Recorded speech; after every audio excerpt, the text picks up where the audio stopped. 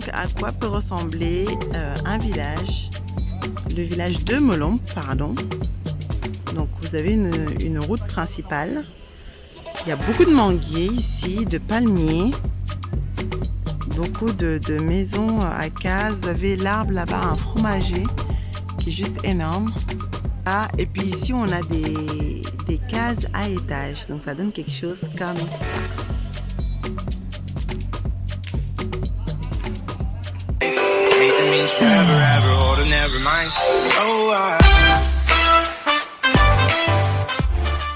Hello world et bienvenue sur ma chaîne Have a Peek. Moi c'est Sensemilia ou S pour les intimes, et sur cette chaîne on parle de voyage, de rencontres sans se ruiner, parce que je suis persuadée que cette formule magique va contribuer à ton épanouissement personnel. J'espère donc te donner envie de partir quelque part, un truc qui t'anime pour te faire ta propre expérience de tout ce que je peux raconter. Si tu veux profiter de mes astuces et de mes propres expériences, tu as 3 choses à faire. Je pense que tu connais déjà la chanson, n'hésite pas à t'abonner à la chaîne, n'hésite pas à partager cette vidéo, car aujourd'hui je vous présente la ville de Molombe. On est en Casamance, donc vous allez voir tout ça. Et la troisième des choses, n'hésitez pas donc à me suivre sur les réseaux sociaux que je mettrai par là. Allez, c'est parti!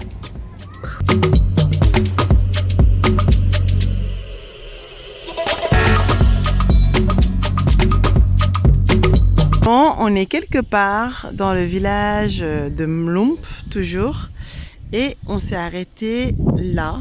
Il y a des constructions.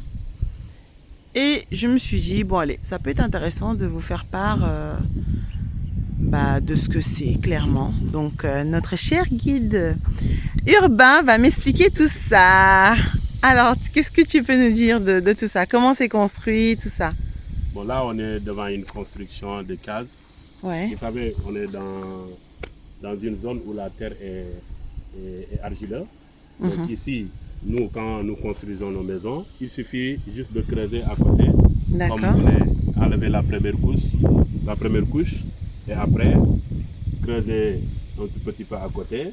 Et après, on le mélange avec de l'eau. Après avoir bien creusé, les femmes vont chercher de l'eau pour verser, mélanger le sable avec de l'eau. Après, les gens vont essayer de piétiner avec leurs pieds pour enlever les boules d'air. Et après avoir enlevé ces boules d'air, ils vont fabriquer des petites boules comme ça. D'accord. De terre. Ok. Et avec ces petites boules-là qu'on va donner les gens qui vont construire. Et pour la construction de ces bâtiments, comme il n'y a pas de fer ni de ciment, on commence par une petite... vous voyez, si vous voyez, il y a des séparations. Oui. Donc il faut commencer d'abord par la fondation ici, bien construire et attendre 2 à 3 jours pour que ça sèche. Après on superpose une autre couche. Ok. On attend 2 à 3 jours pour que ça sèche bien et on superpose une autre couche. Et c'est comme ça qu'ils vont procéder à cette construction jusqu'à avoir le niveau voulu. D'accord. Et après avoir bien construit, il y a la charpente qui vient ils vont couper des palmiers rogniers ou bien des palmiers pour faire la charpente. Après, c'est à toi de voir si tu vas mettre la tôle ou la paille. D'accord. Mais avant de mettre la paille ou la tôle, il y a aussi un autre système d'isolation qu'on utilise aussi ici en milieu Diola. Soit on utilise les racines du palmier rognier, ou bien les racines des palétuviers, ou bien on utilise les nervures du palmier rognier. D'accord. Donc qu'on va étaler autour des troncs du palmier ou du palmier. Et après on va aussi encore mettre de la terre sur ces racines-là, ou bien sur les nervures du palmier. Ça c'est juste pour permettre l'isolation, parce que quand tu dois mettre de la tôle, tu vois, ça va... pour que la maison reste fraîche à l'intérieur. D'accord, waouh. Ça a l'air bien.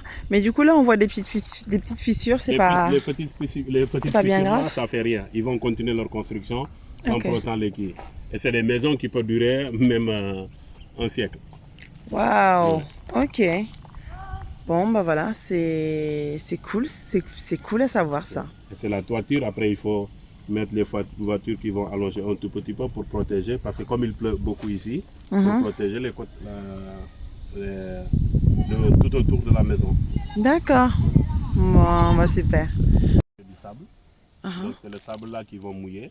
Ok. Et après, ils vont essayer de piétiner. Donc tout ce sable-là qui est tout autour de la maison, ils vont le récupérer, ils vont le mouiller et piétiner pour enlever les boules d'air. Et après, ils vont prendre ce sable-là pour construire. Donc D'accord. ici, il n'y a que du sable.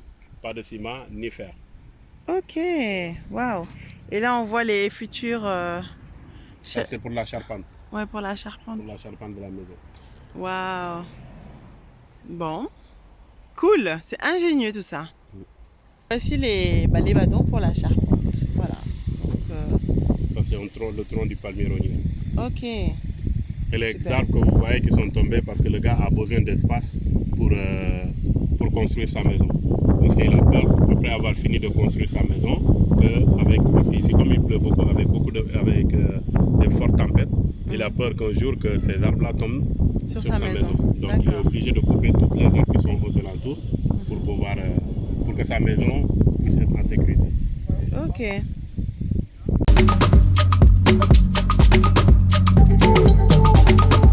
Là, on est à Moulamp, un village du département de Souy. Donc on est juste là pour visiter les cases à étages. Oh ouais, effectivement. On voit ça là. Yes. Bonsoir et soyez les bienvenus dans cette maison de Étienne et Martine. C'est le couple là qui sont en photo qui D'accord. ont construit cette maison. D'accord. Étienne avait construit cette maison parce que son grand frère Pascal avait fait la guerre 39-45.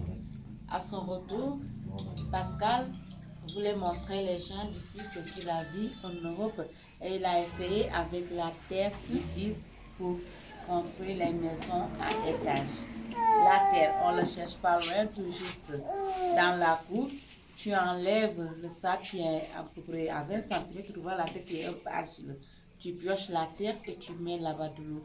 Après, les hommes vont prendre leurs pieds pour bien piétiner la terre pour enlever les boules d'air de la terre. Et là, la construction se fait par étapes. En mettant des petites boules rondes, tu feras les premiers murs jusqu'à là. Tu attends 4 jours que ce soit sèche, tu poses l'autre au fur et à mesure jusqu'en haut. Et ce qu'il a pris pour remplacer un peu le fer, c'est l'arbre du rognier, qu'il a utilisé son tronc en le fendant de plusieurs parties. Donc tous les longs bois, ce sont les rogniers.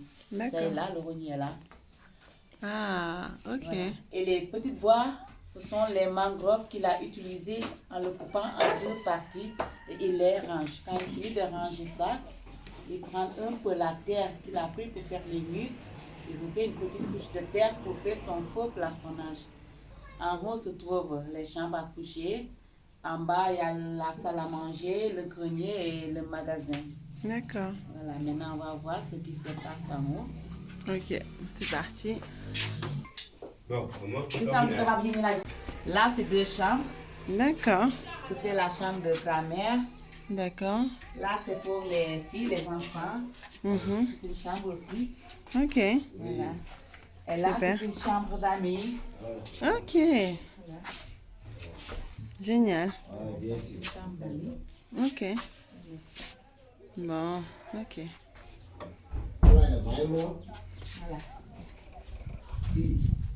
Et là, c'est le balcon. D'accord. Waouh. Trop bien. Voilà. C'est bien fait en tout cas. C'est dans la cour, on est dans la cour. Mhm.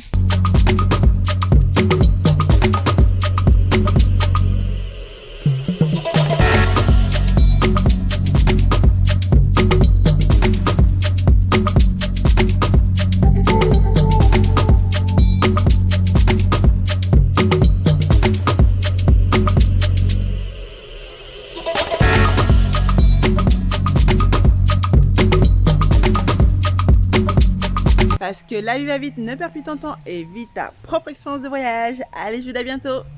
Tchuss!